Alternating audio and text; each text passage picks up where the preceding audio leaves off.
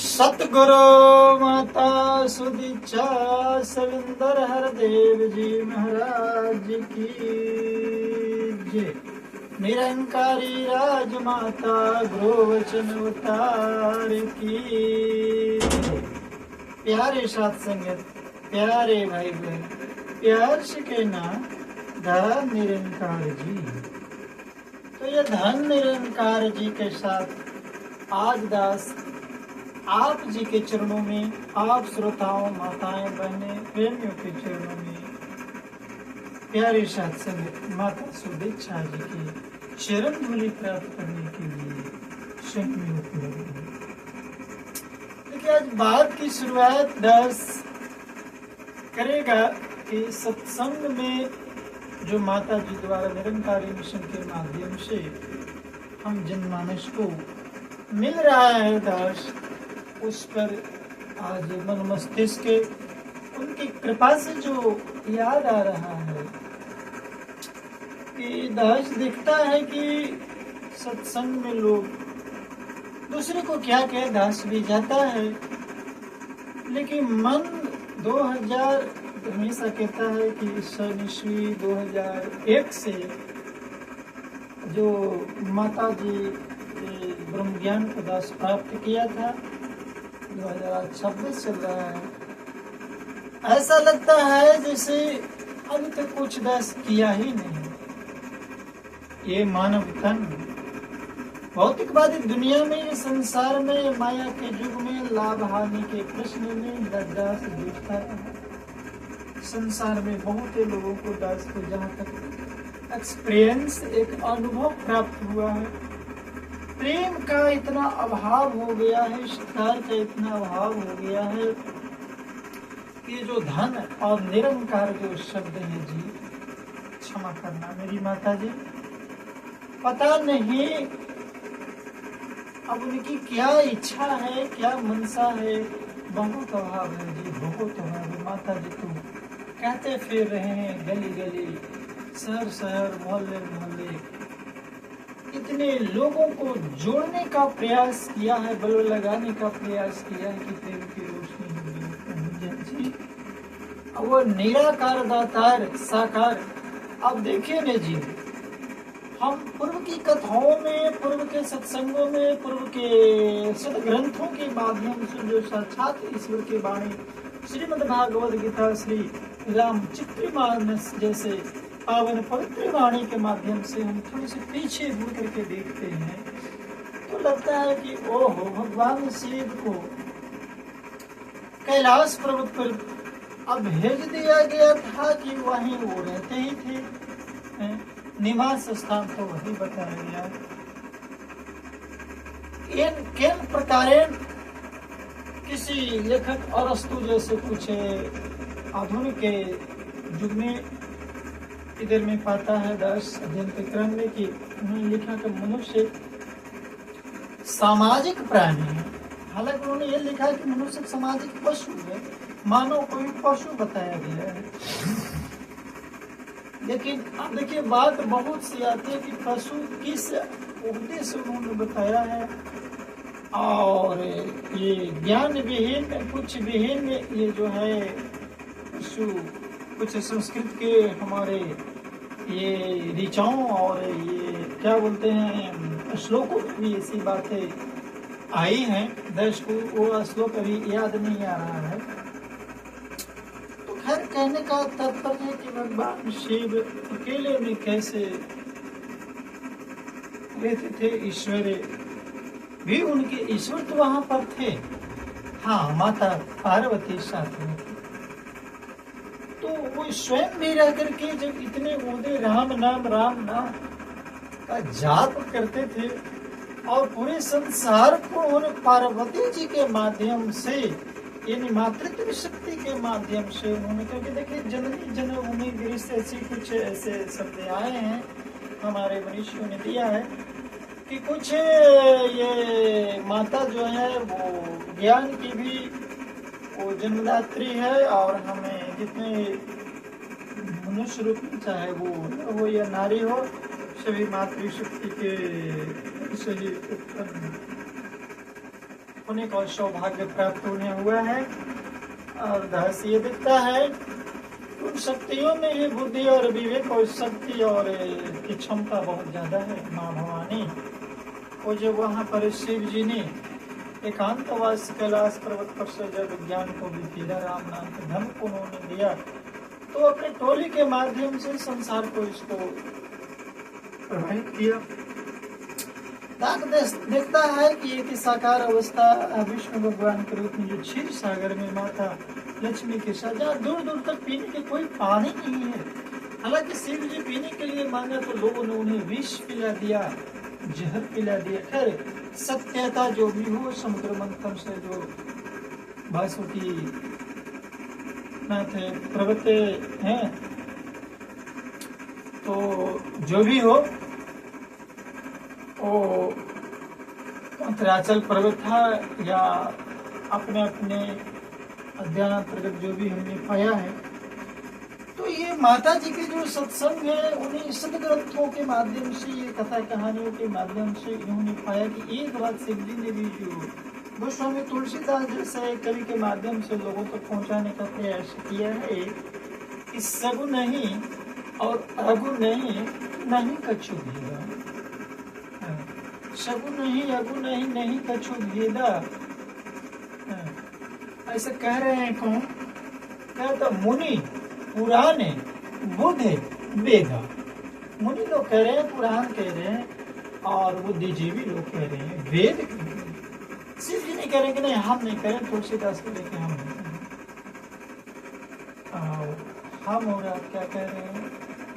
हम और आप इसी में लगे हुए कि हम कह रहे हैं ये जो हम वाला बीमारी है ना, तुलसीदास ने तो बानरों को भी, सुग्रीवी को भी, रीछों को भी, जाम्बान को भी, राजसों को भी, राजा विभीषण को भी, अंगद को भी, सबका नमन किया है।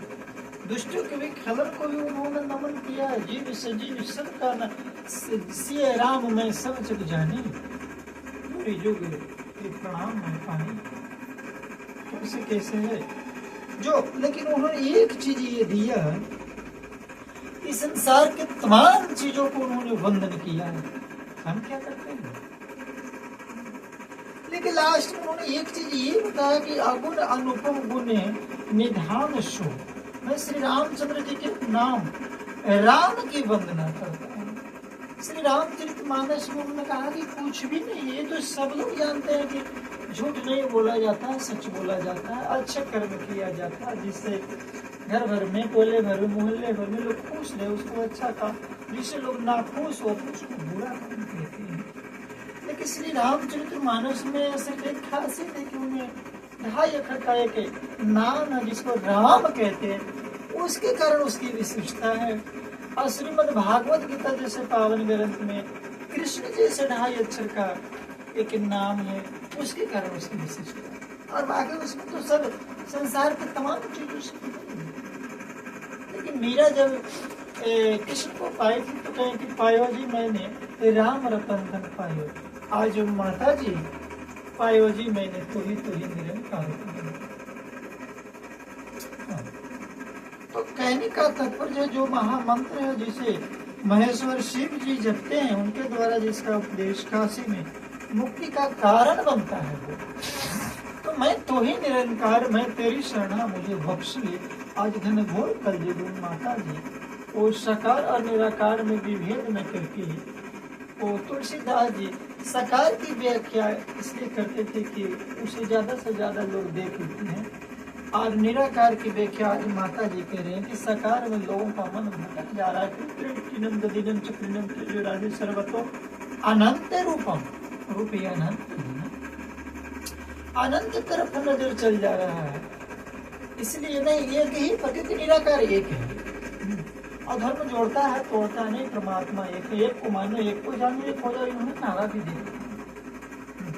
तो जो जहाँ मंत्र है उसे जपते हैं, जिसके महिमा को गणेश जी जपते हैं, और उसी नाम के कारण है जो है राम नाम के प्रभाव से ही भगवान गणेश से प्रथम पूज्य हो गए, जिन्होंने जीवन के साकार माता पिता की परिक्रमा की। आदि कवि वाल्मीकि की राम नाम के प्रताप जानते हैं, अब उन्होंने उल्टा नाम जप दिया था। मारा मारा कहते कहते शिव जी के इस वचन को सुनकर कि राम नाम सहस्त्र नाम के समान पर्वती सदा अपने पति श्री शिव जी के साथ राम नाम का ही जप करते हैं। तो देखिए ये साथ की जो परंपरा चली, आज माता जी कह रहे थे हम लोग एक शाखा है, सत्संग में बैठ, सत्संग की क्या महिमा है इसका वर्णन जो अनपेक्षित है, इसका वर्णन संभव नहीं है। नाम के प्रति पार्वती जी के हृदय में ऐसी प्रीति दिखी, श्री शिव जी हर्षित हो गए। उन्होंने स्त्रियों में भूषण, प्रतिव्रताओं में शिरोमणि पार्वती जी को अपना भूषण प्रदान किया, अर्थात उन्हें अपने अंग में धारण करके अर्धांगिनी बनाया। ये ब्रह्म ज्ञान का प्रताप है। नाम के प्रभाव को श्री शिव जी बड़ी भांति जानते हैं। इस प्रभाव के कारण कालकोट जहर ने भी उनको अमृत सा फल प्रदान कर दिया, जिसे कर लोगों ने उन्हें विष प्रदान कर दिया, गले में सांप लग दिया। कन गोजर श्रीनाथ जी की भक्ति वर्षा ऋतु है। तुलसीदास जी कहते हैं उनका कोसेवा गण धान है और राम नाम दो सुंदर अक्षर श्रावण भाद्र जो ऐसे महीना है, जिसके कारण पृथ्वी पर जल आती है और वो जो ऐसे हरी भरी होती है। तो तुहिंद्रंकार आज माता जी कहते हैं, तो एक इसके माध्यम से कहते, जैसे तुलसीदास कहते हैं कि श्रीनाथ जी के नाम के दोनों अक्षर बड़ी शोभा देती है, एक रकार छत्र रूपी। तो इस प्रकार कहने में है कि नाम और रूप की गति की कहानी, विशेषता की कथा अकथनीय है, वो समझ में सुखदायक है, परंतु उसका वर्णन नहीं किया। निर्गुण और सगुण के बीच में नाम सुनने साक्षी है और दोनों का यथार्थ ज्ञान कराने वाले चतुर्दुभाषिया होते हैं। हमारी माता जी आज वही काम करते हैं। तुलसीदास जी कहते हैं कि यदि तू भीतर और बाहर दोनों उजाला चाहते हो, भीतर और बाहर यानी संसार में लोग सुखी और प्रलेप सुहेला चाहते हैं, यानी भीतर और बाहर चाहते हैं, तो कहने का मतलब है कि मुख रूपी द्वार की जीव रूपी देहली पर राम नाम रूपी मणि का दीपक जला करके छोड़। दरवाजे पर यदि दीपक जला जाए तो कुछ रोशनी अंदर भी जाएंगी, कुछ रोशनी बाहर भी जाएगी। ये गोस्वामी तुलसीदास जी का कहना है। और उसी बात को माता जी आज प्रैक्टिकल रूप में दे रहे हैं कि तू ही निरंकार, तू ही निरंकार, तू ही निरंकार नाम करके जो दीपक है वो जीवा पर रख करके छोड़ दीजिए। कुछ रोशनी अंदर जाएंगे, कुछ रोशनी बाहर जाएंगे, यानी कुछ मोक्ष को मिला होगा, कुछ परमोक्ष को मिला होगा। तो कहने का तात्पर्य है कि आज जो हम कर रहे हैं वो न जाने क्या कर रहे हैं, लेकिन परमात्मा से यदि सुख पाना है तो वही, जिसे केवट ने कहा था कि अब कछु नाथ न चाहिए, दीन दयाल है। और हमारे महर्षि नारद जी ने कहा था कि जही विधि नाथ होई निहित मोरा, करहु सो विदास में तुम। प्रभु माता जी जैसे मेरी भलाई हो वो काम आप कर सकते हैं, क्योंकि दास। तो कहने का मतलब हुआ कि आज हम भक्त कहलाते हैं, आज हम सत्संगी कहलाते हैं, आज हम सेवक कहलाते हैं। इसके आधार पर भी देखिए ऋषि मनीषियों ने, गोस्वामी तुलसीदास ने मानस के माध्यम से, भागवत गीता में वेद व्यास ने अपनी ग्रंथ के माध्यम भक्तों के 4 प्रकार बताए हैं। आज भी माता जी कह रहे हैं कि भक्ति जो होती है टिकाऊ नहीं, बिकाऊ नहीं। भक्ति क्षमा कह रहे हैं, दिखाऊ नहीं, बिकाऊ नहीं, टिकाऊ होनी चाहिए। और इसके पहले भक्त के जो प्रकार बताए गए हैं वो अर्थार्थी बताया गया है, आर्त बताया गया है, जिज्ञासु बताया गया है और ज्ञानी बताया गया है। तो आज हम जो कर रहे अर्थार्थी यानी धन आदि को चाहने वाला तुम्हें से, वो अर्थार्थ यानी अर्थ को चाह रहा है कि हमें बस प्रभु हम भक्त इसलिए बने हैं कि हमको धन चाहिए।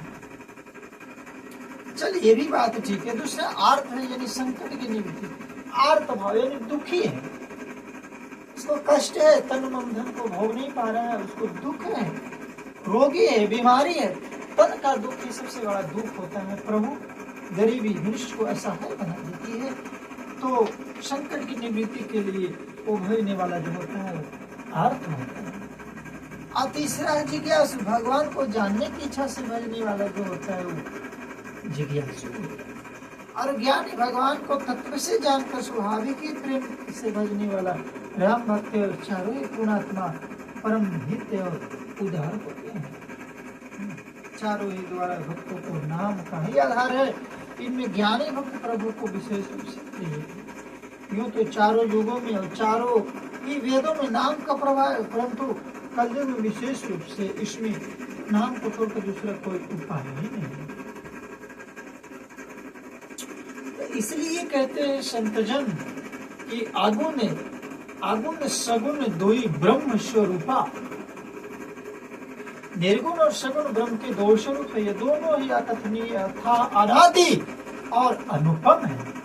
लेकिन दास बोलने के क्रम में कुछ ऐसा लगता है, दास क्षमा करेंगे, जो दास भी किसी से आप जैसे संतों के चरणों में झुक करके रह करके जो सीखा है, जो प्राप्त किया है, जो माता जी के ब्रह्म ज्ञान आप ही के माध्यम से प्राप्त किया है, डायरेक्ट माता जी के चरणों में दास क्षमा करेंगे सौभाग्य ऐसा नहीं पहुंच पाया है। बाबा हरदेव सिंह जी महाराज जैसा शरीर के रूप में की वहाँ पर ज्ञान प्राप्त उनकी पत्नी जी के रूप में प्राप्त किया है। तो इस प्रकार कहने का मतलब है कि जैसे विभीषण जी ने हनुमान जी के माध्यम से राम जी के विषय सुना था, दोनों को प्रभाव जो ऐसी एक होता है, व्यापक एक ब्रह्म अविनाशी सत्य चेतन घन आनंदे राशि। कहने का मतलब कि ब्रह्म व्यापक है और अविनाशी है, सत्य चेतन आनंद की धन राशि है। उभय अगम जुग जुग में नाम ते कहूँ नाम बड़े ब्रह्म राम ते। यानी जो राम नाम के धन ये माता जी लौटा रहे हैं हम सत्संग के माध्यम से। जैसा दास हमेशा कहता है हर वचन में कि प्रथम भगति संपन्न कर संगा, दूसरी गति मम तथा प्रसंगा। यदि पहला ही सिद्ध नहीं हो रहा है, दूसरा ही सिद्ध नहीं हो रहा है, तीसरा कैसे सिद्ध होगा?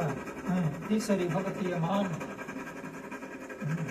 तो ये गुरु के चरणों में, गुरु के सानिध्य में गुरु क्या कहता है, इस बात को हम यदि मान लें तो जानना हमारा सार्थक हो जाएगा। और पहले जानो तब मानो, ये माता जी के नारा है, पहले जानो तब मानो। निरंकारी मिशन के विषय में दास ही जानता है कि साक्षात ब्रह्म को आज भी दिखा रहे हैं और लोग देख रहे हैं, देख करके बोल रहे हैं कि परमात्मा नाज़िर हाजिर है। जैसे ध्रुव प्रहलाद ने कहा था, हम में तुम में खड़े खम्भ में माता जी कह रहे हैं कि हम परमात्मा में है, परमात्मा हम में है।